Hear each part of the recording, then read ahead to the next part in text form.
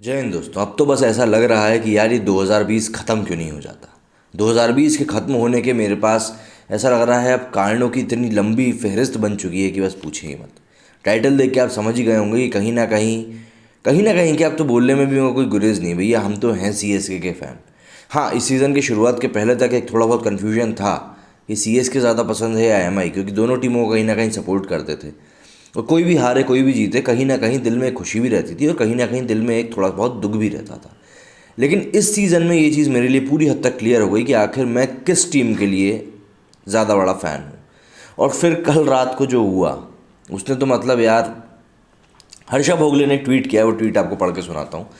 C S K are looking like an aging boxer in the ring against younger fighters who are throwing more punches than he can handle.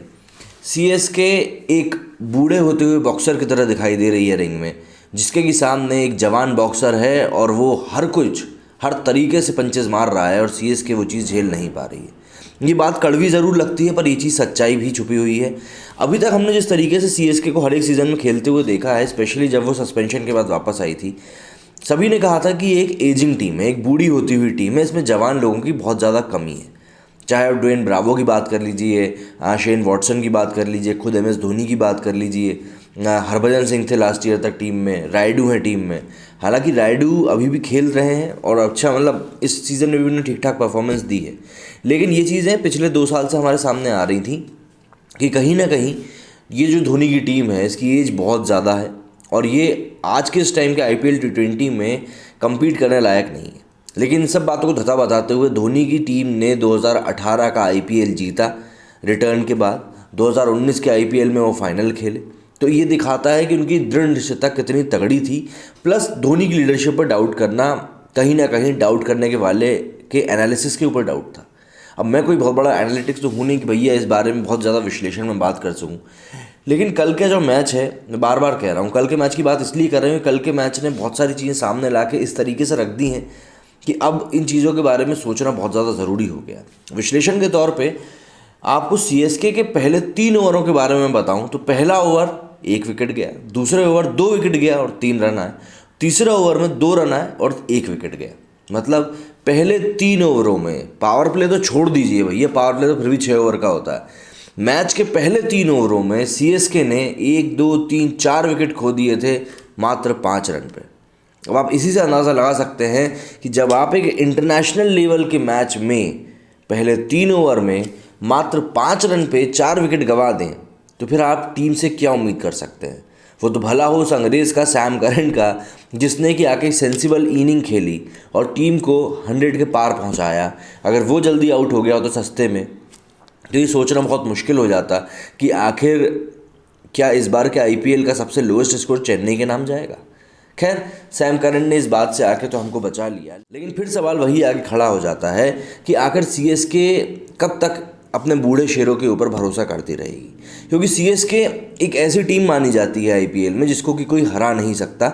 और CSK एक ऐसी team इसलिए भी मानी जाती है क्योंकि आप आईपीएल का पूरा इतिहास उठा के देख लीजिए, हर एक सीज़न के प्लेऑफ में, सेमीफाइनल या फाइनल में सीएसके आज तक लगातार पहुंचती रही है और ऐसा करने वाली वो एकमात्र टीम। धोनी की कैप्टनसी पे इसीलिए हम कोई डाउट नहीं कर पाते हैं क्योंकि उन्होंने लगातार इतना अच्छा प्रदर्शन करके दिया है। लेकिन ये जो सीज़न गया है, ये सीज़न अगर मैं आपको सीधे सीधे तौर पे साइमन डूल, जो कि बहुत उम्दा कमेंटेटर हैं, उनके शब्दों में बताऊं तो ये जो सीज़न गया है, इस सीज़न में आपने सीएसके का वो रूप देख लिया है जो एज अ फ़ैन आप नहीं देखना चाहते हो। आपने धोनी का वो रूप देख लिया है जो आप एज अ फ़ैन नहीं देखना चाहते हो। वो लिखते हैं कि end of a dynasty and a great era for Chennai team, मतलब एक डायनेस्टी का खात्मा और चेन्नई टीम का भी अंत। हालांकि चेन्नई टीम का तो ये अंत नहीं है, क्योंकि जिस तरीके से इनके जो कोच हैं स्टीफन फ्लेमिंग, उन्होंने बयान दिया है कि हम अगले सीज़न में अपनी पूरी की पूरी एक नई टीम के साथ उतरेंगे। पूरी की पूरी तो नहीं, मुझे लगता है कि जो मेन जो की कंपोनेंट है जहाँ पर टीम लैक कर रही है। देखिए इस साल पहली बात तो ये कि फॉर्म तो खैर सभी खिलाड़ियों का है ही, ऐसा लगता है एक साथ सबके सब आउट ऑफ फॉर्म चले गए हैं। दूसरी चीज़, सबसे जो महंगी चीज़ जो इनको पड़ी है वो है रैना का बाहर चले जाना। रैना जैसा प्लेयर जो कि मिडिल ऑर्डर में तीसरे नंबर पे आके मिडिल ऑर्डर में टीम की इनिंग्स को बिल्ड करने का काम करता था, उसके आजू बाजू दूसरे प्लेयर्स खेलते थे और वो इनिंग्स को बिल्ड करता था, और by the end of the inning Mahendra Singh Dhoni आके फिर मैच को खींचते थे, और जो दूसरे फिनिशर्स थे केदार जाधव होगा, ये सब लोग आके मैच को खींच के चले जाते थे और एक स्कोर बन जाता था। लेकिन इस सीज़न में हमने देखा है कि रैना नहीं थे, और रैना के ना होने के कारण ये भूमिका दी गई थी रायडू को, और रायडू इस भूमिका में उतने खरे नहीं उतर पाए। हालांकि अभी तक वो रैना के साथ काफ़ी अच्छा प्रदर्शन कर रहे थे, लेकिन इस बार वो चीज़ हमें देखने के लिए नहीं मिली, और वही चीज़ बहुत ज़्यादा अखर भी गई है, कोई माने या ना माने। टीम में इतने बड़े खिलाड़ी की ना होना अफेक्ट करता है, और वो हम इस बार देख सकते हैं। लेकिन यहाँ पे समय था, मुझे लगता है रायडू जैसे प्लेयर के लिए, कि हाथ ऊपर उठा के कहना कि नहीं, अगर रैना नहीं है तो मैं इस चीज़ की भूमिका को बखूबी निभा सकता हूँ, जो कि कहीं ना कहीं वो करने में फेल रहे हैं। दूसरी बात आ जाती है बूढ़े शेरों की। देखिए, मैं कहीं बिल्कुल भी ये नहीं कह रहा हूँ कि शेन वॉटसन या फाफ डू प्लेसिस ख़राब प्लेयर है, बिल्कुल ख़राब प्लेयर नहीं है।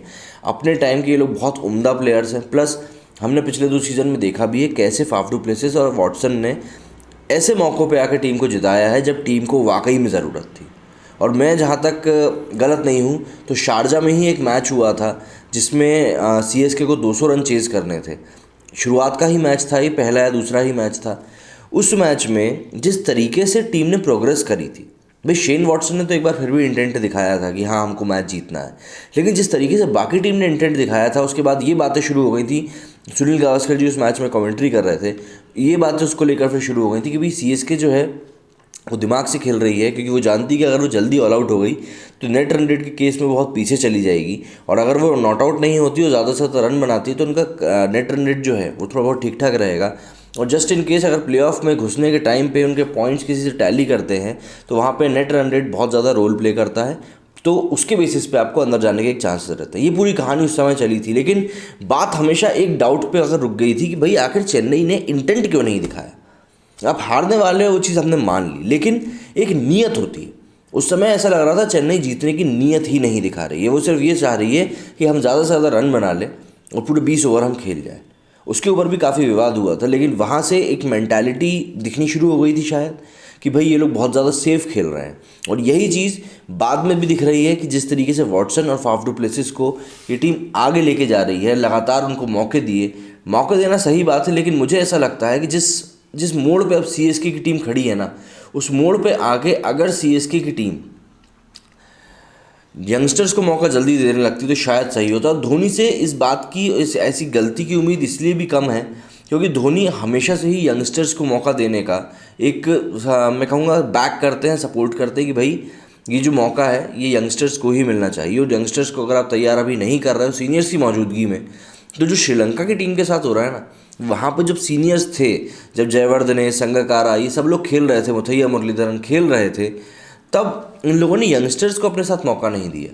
देखिए, एक टाइम पे संगकारा, जयवर्धने, तिलकरत्न, दिलशान, लसित मलिंगा, ये सभी लोग साथ में खेल रहे थे। ये बहुत ज़्यादा एक्सपीरियंस प्लेयर्स हैं, अपने आप में बहुत ज़्यादा एक्सपीरियंस प्लेयर्स हैं। बट इन लोगों ने सबसे बड़ी मिस्टेक क्या करी, इन लोगों ने अपने साथ खड़े होके जो यंगस्टर्स हैं उनको ये लोग अपने साथ बना नहीं पाए, उनको अपने साथ आगे नहीं लेके जा पाए। अब जैसे कल के मैच में इन लोगों ने, जैसा मैं देख रहा हूँ कि इनने ऋतुराज गायकवाड़ को मौका दिया, शेन वॉटसन को उनकी जगह पे। शेन वॉटसन को हटाने का भी एक यही कारण था कि पिछले कई मैचेस के बाद भी वो प्रदर्शन नहीं कर पाए थे और फाफ डू प्लेसिस ने किसी जगह पे प्रदर्शन कर दिया था।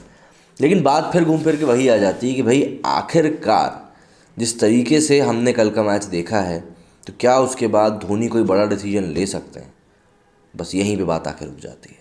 मेरे इस वीडियो में फिलहाल इतना ही। जय हिंद, जय भारत।